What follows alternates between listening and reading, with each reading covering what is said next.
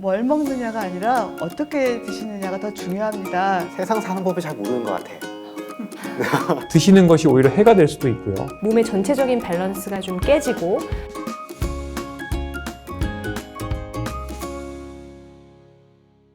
안녕하세요. 저는 서울 아산병원 노년내과의 이은주라고 합니다. 저는 아산병원 노년내과에서 영양장애, 근감소증, 노쇠 이렇게 다양한 질환 상담 등을 이제 담당하고 있습니다. 네, 안녕하세요. 저는 서울 아산병원에서 주로 해결되지 않는 복잡한 문제들 그리고 조금 진단이 어려운 경우들의 진단을 맡고 있는 장일영이라고 합니다. 안녕하세요. 저는 서울아산병원 노년내과에서 노쇠 근감소증 진료를 담당하고 있는 정희원이라고 합니다. 안녕하세요. 저는 서울 아산병원에서 당뇨병을 비롯한 만성질환과 근감소증, 다약제 복용 등을 진료하고 있는 노년내과의 백지연이라고 합니다. 먼저 노년내과라는 말에 대해서 굉장히 생소하실 텐데요. 노년내과가 사실 우리나라에서 아직 보편화되어 있지 않고 서울 아산병원과 몇 개, 한 두세 개 정도 병원밖에 아직 없어서 많은 환자분들이 오셔서 이런 과도 있었어요 라고 얘기하시는 경우가 매우 많습니다. 그럼 저희는 도대체 무슨 일을 하냐, 복잡하고 다양한 건강 문제를 가지고 있는 어르신들의 문제들을 의사와 환자가 함께 고민하고 해결해 나가는 그런 것을 추구하는 종합적인 내과라고 생각하시면 되겠습니다. 우리가 나이가 들면서 영양이라는 어떤 무게감, 중요성은 치매나 또는 근감소증만큼 정말 중요한 이슈인데 대부분 이제 병원 가셔가지고 그런 부분에 대해서 이렇게 잘 점검받지 못하고 계신 것 같았어요. 그래서 오늘은 진료실에서 잘 다루지 못했던, 그렇지만 어르신들의 건강 문제에 굉장히 중요하고 또 관심이 많으신 영양관리와 식단에 관련된 문제에 대해서 말씀드리고자 합니다.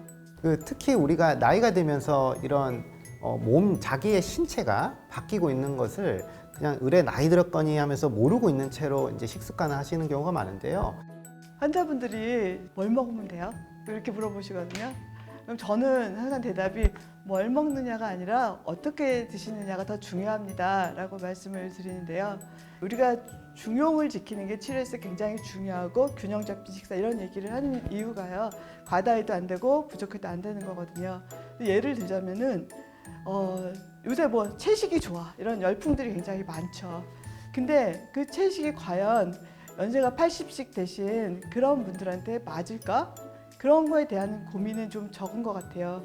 저 개인적으로는 한식이 굉장히 좋은 식사예요. 그렇지만 일부 좀 부족한 것들이 있거든요. 그래서 단백질이라든가 지방 이런 것들은 좀 부족하고 불균형이 되는 경우들이 많은데 어르신들이 문제가 되는 거는 나이가 들수록 우리가 소화기관도 노화가 되고 가장 흔한 문제는 치아들이 안 좋으세요. 그리고 입맛도 달라져요. 짠맛을 잘 못 느끼니까 음식이 짜지고 그런 이제 어떤 노화에 따른 그 식생활의 변화 이런 거를 좀 고려를 해서 싱겁게 먹도록 노력하라고 하는데 실제로는 별로 싱겁지 않을 수도 있어요. 식이요법을 반드시 그냥 젊은 사람 기준으로만 하면 안 되고 거기에 감안을 해서 하는 것들이 굉장히 중요합니다. 나이가 드시면은 이제 가장 걱정하시는 치매라든가 파킨슨 아니면 중풍 이런 신경계통 질환들을 많이 가지게 되는데요. 꼭 그게 아니더라도 굉장히 근육이 없고 노쇠해지고 이러면은 우리 몸의 다른 근육뿐만이 아니라 삼키는 근육도 굉장히 약해집니다. 근데 이 삼키는 근육이라는 거는 우리가 마음대로 이렇게 조정할 수 있는 근육이 아니기 때문에 내가 못 삼키는 거를 잘 인지를 못하고 있고 본인이 계속 입맛이 없고 잘 못 먹는다고 하는데 그걸 잘 따지고 보면 입맛이 없는 게 아니라 먹는데 자꾸 목에 걸리는 거예요. 그럴 때는 좀 삼키기에 좋은 이런 식사들을 해야 되는 이런 면들을 고려하기 때문에 어떻게 먹느냐 하는 부분들이 굉장히 중요하고 이런 것들은 결국은 의사와 환자가 같이 상의해서 정해야 되는 부분들이 많이 있다고 생각합니다. 나이 들어서 내가 건강관리하는 지침이라는 것이 사실은 있는데 사실 널리 알려지지 않은 건 사실인 것 같아요. 그래서 제일 우려하는 부분은 이제 젊었을 때 원래 고기를 안 먹고 싫어했어요. 그때는 괜찮아요. 효율도 좋거든요. 그런데 나이 들면 거의 갖고 있는 거 다 쓰시고 남은 게 없어서 정말 달라짐을 경험하시게 되고요. 그런 부분에 있어서는 분명히 한번 큰 어떤 영양이나 운동하는 또는 식습관 관리 방법을 바꿔야 된다고 생각하시면 될 것 같습니다. 아무래도 제가 조금 걱정하는 거는 오히려 보충제나 이런 고함량 음식들이에요. 대개는 단기간 복용했을 때야 뭐 별 무리도 없고 실제로 뭐 유익할 수도 있겠죠. 그런데 여러 종류를 오랫동안 먹게 되면 거기에는 내가 원치 않는 것도 꽤 많이 들어오게 되고, 그 다음에 이런 부분들에 의한 어떤 부작용도 각오하셔야 됩니다. 실제로 간 나빠지고 코판 나빠지고 오시는 분들이 너무 많아요. 분명한 것은 농축되어 있는 보충제일수록 부작용의 위험성은 사실 더 높아요. 고농축이거나 또는 고함량 그런 것들이 시간을 정하지 않고 막 계속해서 들어오게 되면 사실은 신체 리듬에서는, 대사 기능에서는, 장기 입장에서는 다 힘들어하는 건 사실입니다. 특히나 근육 같은 경우는 좀 이런 형태나 우리 소위 근육의 삶 자체가 달라지고 근육도 많이 늙어가잖아요. 그렇기 때문에 자꾸 새 것으로 교체해 주려는 노력이 필요한데 우리가 영양이 뒷받침되지 않은 상황에서 과한 운동을 하게 되면 새 걸로 바꿔주려고 함에도 불구하고 재료가 없어서 못 바꿉니다. 순서를 되게 잘 짜는 게 중요하고, 대전제는 영양이 뒷받침될 때 운동량과 활동량을 같이 늘려나가는 게 아마 제일 좋고 편하실 겁니다. 이제 사실 이제 식사가 아니라 이제 제품을 가지고 이제 그 어떤 수치들을 맞추려고 하시는 분들이 사실 굉장히 많습니다.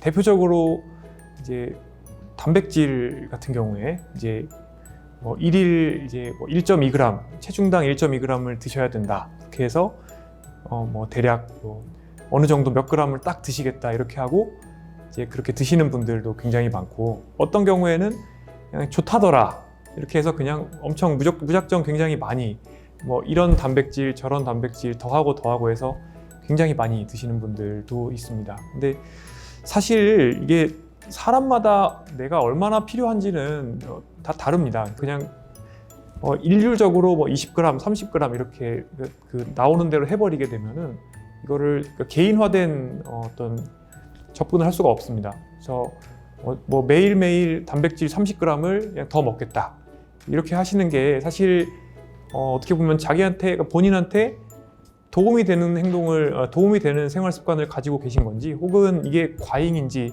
혹은 부족인지 알기가 사실은 쉽지가 않습니다.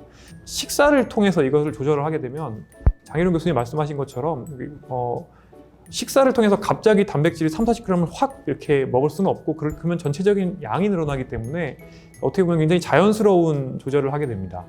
그렇기 때문에 이렇게 굉장히 뭐 이렇게 무리해서 과잉에 빠지는 일은 일단 피할 수가 있게 되겠습니다. 그래서 식사가 중심이 돼서 보조제라는 거는 정말 보조의 역할을 하는 것이고, 그 보조제의 타겟도 사람마다는 어떻게 보면 뭐 의사와 상담을 하시거나 또 의료인과 상담을 하셔서 좀 정하시는 것들이 도움이 될 수가 있고, 하지만 항상 주는 식사가 돼야 될 것 같다는 생각이고요. 어떤 뭐 멀티비타민이나 이런 데 들어있는 것들도 사실은 조금만 신경을 안 쓰면은 권장량의 10배, 20배 이렇게 드시는 경우가 있게 되는데, 이런 경우에 이제 그 과잉 때문에 실제로 내과적인 뭐 콩팥에 이상이 생기거나 뭐 다른 전해질 이상이 생기거나 변비가 생기거나 뭐 이런 것들을 경험을 하시는 경우를 이제 많이 봅니다. 근데 사실은 식사를 정상적인 일반적인 자연스러운 음식을 드셔서는 그렇게 과잉을 섭취를 하는 건 불가능하거든요. 그러니까 굉장히 안전한 방법이 될 수가 있고, 어떤 과잉을 경험하지 않고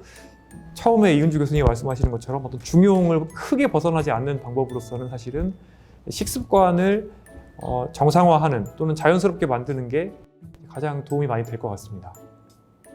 이제 제가 진료실에서 환자분들을 뵙다 보면은 뭐 노년기뿐만이 아니라 이제 대부분의 성인 환자들의 어떤 식단 형태를 본인이 가지고 있는 만성 질환이나 그 만성 질환과 연계된 이런 어떤 지표들에 대해서 거기에만 집중하는 식단을 구성하시는 경우가 굉장히 많았습니다. 예를 들어서 뭐 당뇨병 환자 같은 경우는 혈당이 올라갈 수 있는 음식들을 다 기피해 버리는 그런 식단을 구성하시는 경우도 꽤 자주 봤고요. 굉장히 마르고 영양이 좀 불균형해 보이는 당뇨병 환자가 식사를 아예 줄여버리는 형태의 섭취를 한다든지 좀 극단적인 형태가 좀 많았었고요. 심혈관 질환의 환자들이 뭐 콜레스테롤이나 이제 지방이 올라가는 거를 우려해서 뭐 고기 섭취를 아예 안 하고 뭐 달걀 같은 이제 콜레스테롤이 많이 들어있는 음식을 아예 기피해버리는 현상들을 좀 많이 관찰할 수가 있어서요.